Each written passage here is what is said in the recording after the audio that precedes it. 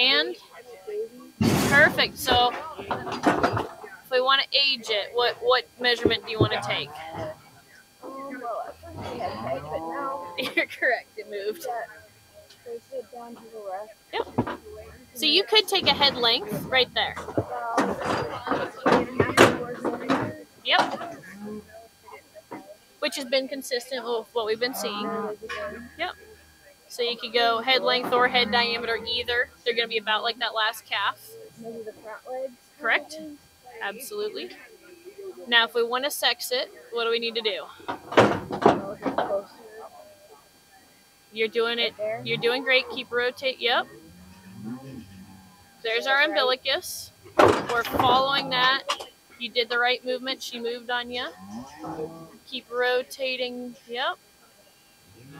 Ooh, that one's tough. Keep rotating all the way off the back end.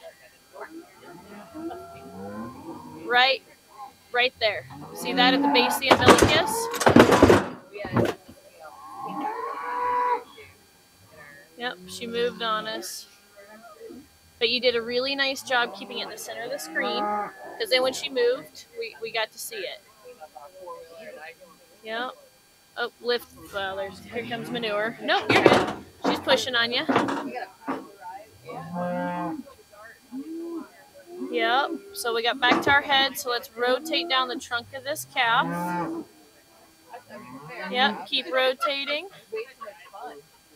Yep. Keep going. There's trunk. There's base of the umbilicus. See it right there. Perfect. See how you're rotating just over that male GT? And you scrolled off the back and checked for heifer already?